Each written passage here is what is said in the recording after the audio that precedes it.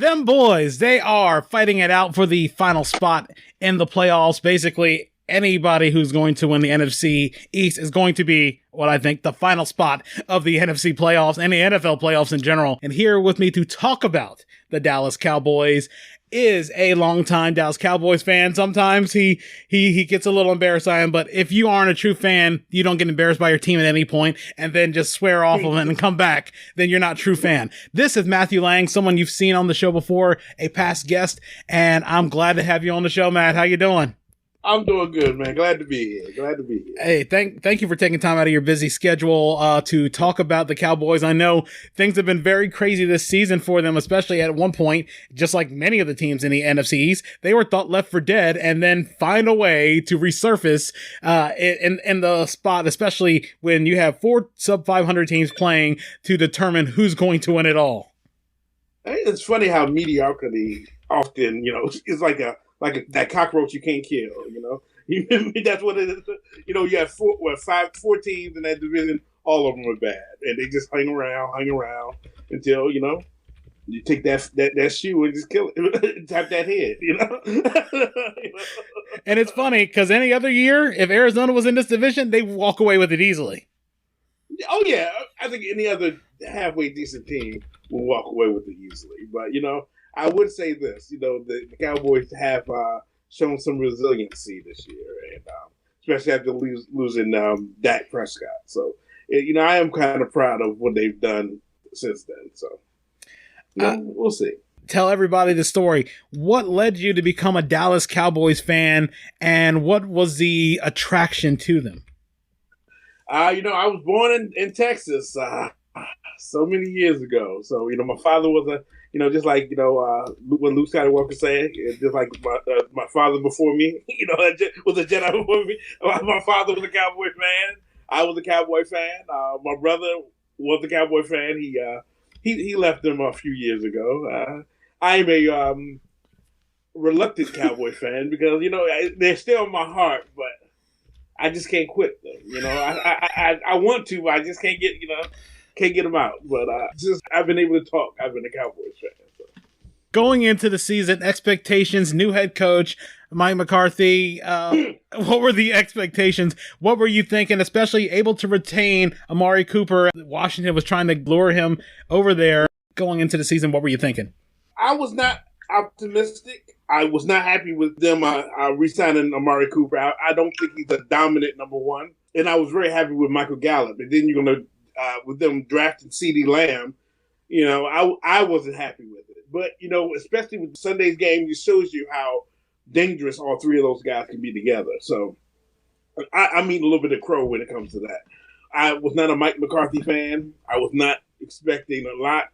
And, truth be told, I'm not a huge Dak Prescott fan either. I don't believe in paying a franchise quarterback $40 million. Doesn't make sense to me, Your favorite memory as a Cowboys fan? I can imagine growing up right in the heyday of them. There's so many good ones. Indeed. Emmitt Smith, Michael Irvin, Troy Aikman, Jay Novacek, Daryl Johnson. I mean, back, growing up, that's when we used to get the trading cards. And, I knew everybody on every position and all the backups. My favorite memory of all three of those Super Bowl wins, I remember watching all those games. I remember just cheering loud. I remember Emmitt Smith holding out the first 3 games of the 90. Godly, was that the 92 season? No, maybe 93 season. And how we missed them. I remember the Redskins were killing the Cowboys in the third quarter, and Troy Aikman brought us back, and we won at FedEx Field. I mean, it's just so many memories, and especially in this dynamic, Dallas versus Washington, and living in the D.C. area, you have these great memories, and they're just there. So being a Cowboy fan who lived through their heyday in the 90s, you really got some great memories. Was there a point in the season that you felt they were going to make the playoffs, or was it just because looking at everybody else in the NFC East? Because no. Even when they had, I think the low point was that Thanksgiving they lost to the Redskins. I lost all hope then, and this team doesn't deserve to go anywhere. I was ready for a rebuild. I wanted them to fire Mike McCarthy at the end of the season. I wanted them to just totally go through a rebuild. But this is the frustrating thing about being a Cowboy fan. There's always these expectations, whether they're real or realistic or not, that the Cowboys are going to always compete for a Super Bowl. So they never do a rebuild. And I was hoping that we would just do just start fresh, take our lumps for a couple years, and start over again. And I still kind of feel that way, because even if we get into the playoffs, let me rephrase that. When we get into the playoff, if we play the wrong person, we're going to get destroyed. But if we play who I think we're going to play, if we make it in there, we might do some damage. Are you looking at Tampa? Because that looks like mathematically that might be who in the plan. I think the Cowboys can beat Tampa Bay. I think their defensive line is as nasty as it was the last couple games. Tom Brady is a dead man. I really do. Yeah, and it's interesting. The last person I had on, Vinny Varadarajan, who's a Giants fan, said they don't want to see Tampa. But, it all depends on who the team is that gets in. Who knows? Dallas could want to see Tampa. Who knows what Washington fans think? You never know, because those are the only three teams that have a valid thing. Washington. You mentioned the Washington team. Those are the only fans more deluded than a Cowboy fan. Apparently, you haven't lived near Philly. Too sad. Were you worried that the Cowboys weren't going to make the playoffs? I know it's sort of. I'm not worried. At that point, I was like, we deserve what we get. I mean, when you run an organization as badly as the Cowboys been ran, maybe the last 5 or 10 years, we deserve what we get. I was not going to be crying in my milk if the Cowboys didn't make the playoffs. I wasn't worried about that. I am pleasantly happy that they might have a chance to win. I mean, pretty much if they win, they're in, pretty much. The Redskins play the Eagles, right?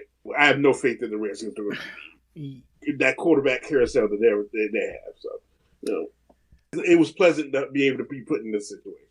It's interesting that talking about the whole division.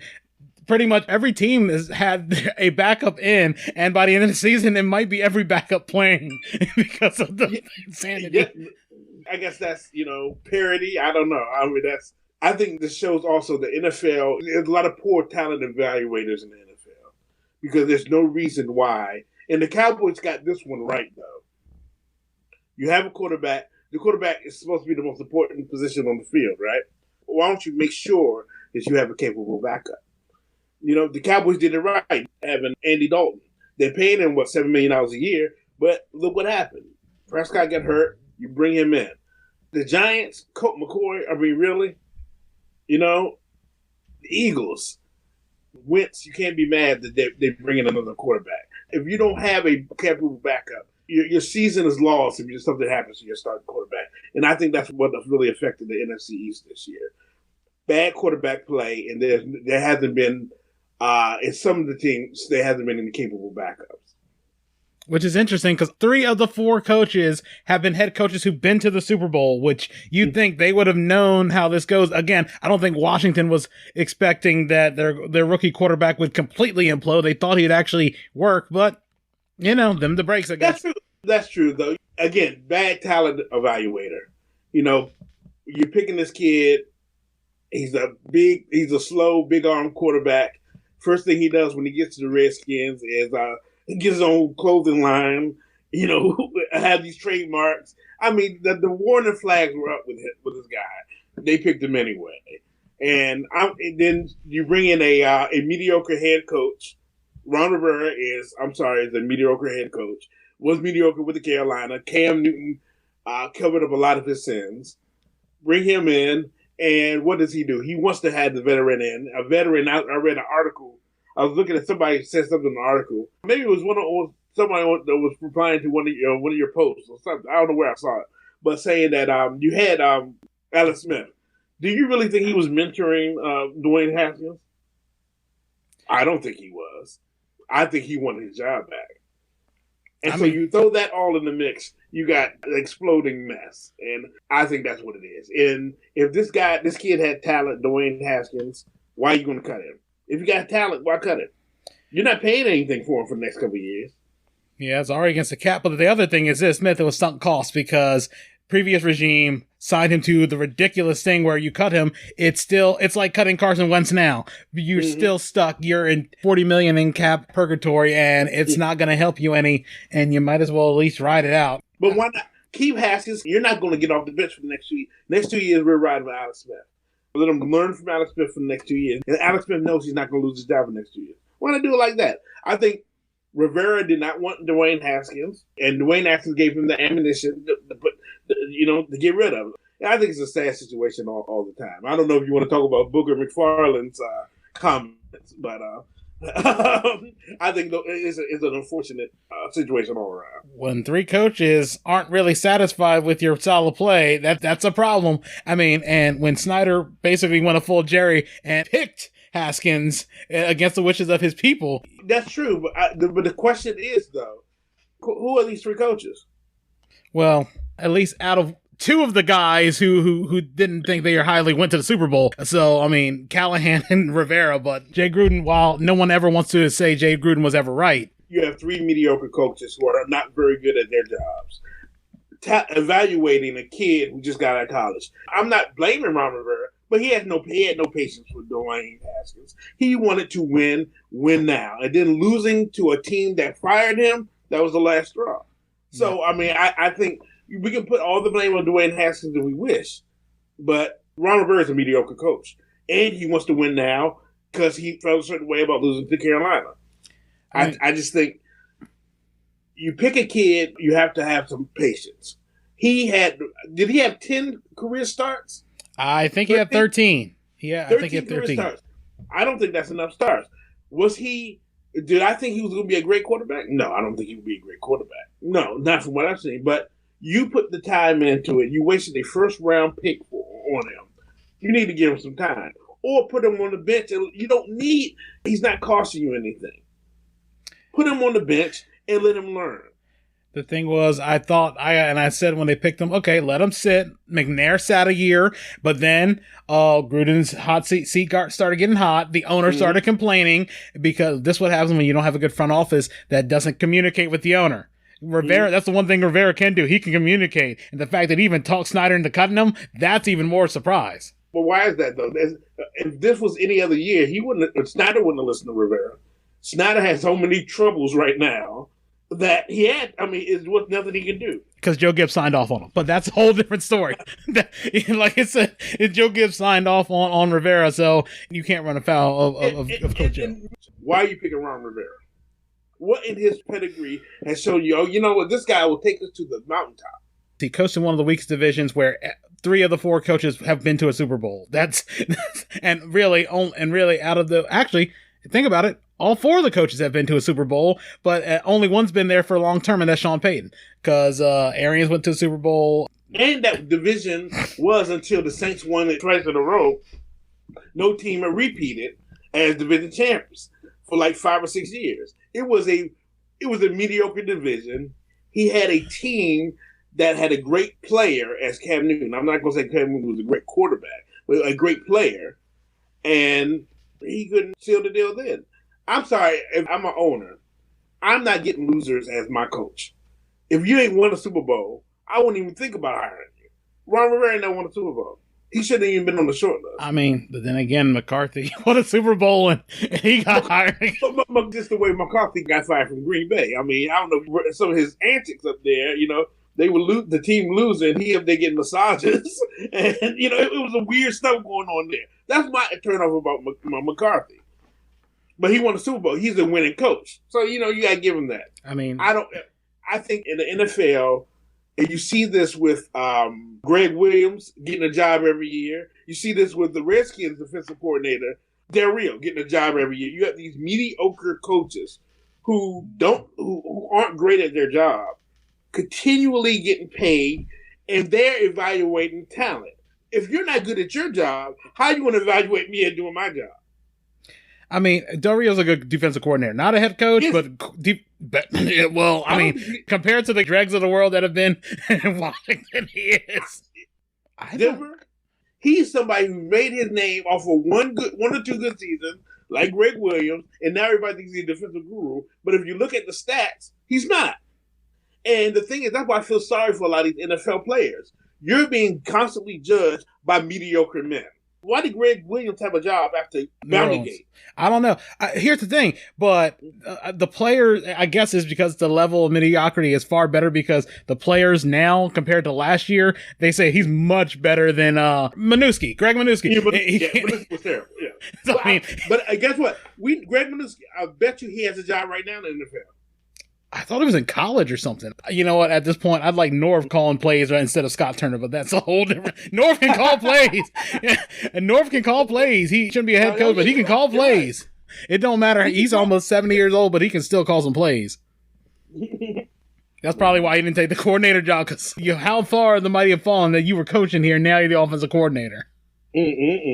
Looking at the playoffs, if Dallas gets in, who do you think they match up well with? Interestingly enough, I think they match up well against everyone except for the Green Bay Packers. I think everybody else is weak at a position. You don't want to go against the guy QB, Aaron Rodgers. You don't want to go against him. Mm-hmm. I think anybody else, there is no other great quarterback in the NFC right at this point. And there's going to be an NFC playoffs. I mean, you want to take Drew Brees. Sean Payton is a fool for putting him back in. I mean, the last 2 games, you see the man's arm is gone. You know, the Cowboys play against him. That's fresh meat. They're going to come up against him. We already talked about the Cowboys with Tom Brady. I think they can take the Tampa Bay. The Bears, you got Mr. Trubisky. He doesn't excite me. Seattle. I don't want to see the Cowboys against Seattle either. So, yeah, I forgot about Russ Cook. You know, Russ, I don't want to see any parts of Rodgers or Russ. But anybody else, I think they're matching pretty well. And that goes to the other side. You mentioned Seattle. You mentioned Green Bay. Who's the lesser of two evils that you'd rather not see? It got to be Seattle. I would rather see Seattle than see the Packers. I think this is Aaron Rodgers' year. I don't think anybody's messing with him. And looking at the Cowboys and just the way they were able to get themselves off the mat, that's a huge blow with Dak Prescott getting hurt. I mean, some people may dispute that, but think about this. Andy Dalton, a guy who led Cincinnati to some division titles, regardless of how he fared in the playoffs, made Cincinnati respectable. The odds are he was going to play well, maybe after, the initial shock of having to come in cold, but and after the concussion and everything else, he seems like he's flourished in that Dallas offense. I think so. And it doesn't hurt, like I said, having those 3 great wide receivers and having Zeke run hard like he did last game. It doesn't hurt. And then that defense is coming on, too, that kind of help him. So he is making his job easy. He doesn't have to do too much.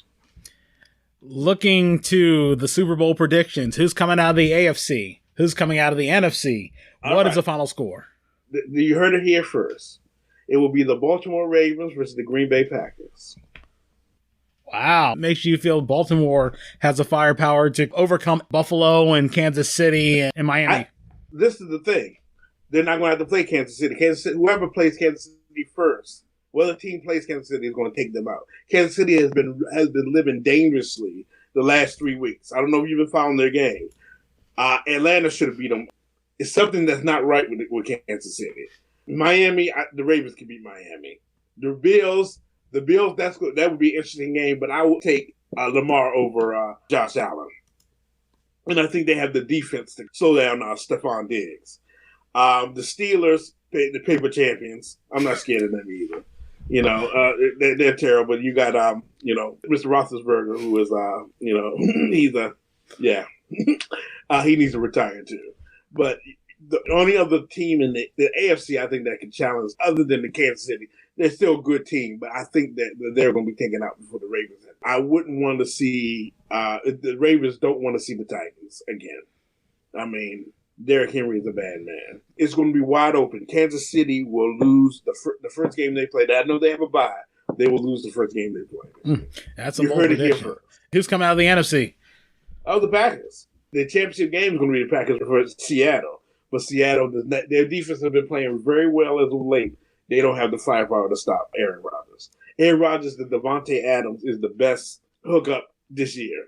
Devontae Adams is a bad man, too. Russell Wilson will keep you in the game, but they don't have a fight. I think what really hurt Seattle offensively is Josh Gordon failing to get reinstated. but they don't have it this year. Who you got winning between Baltimore and Green Bay? Baltimore is going to be a slugfest. 27-20, Baltimore.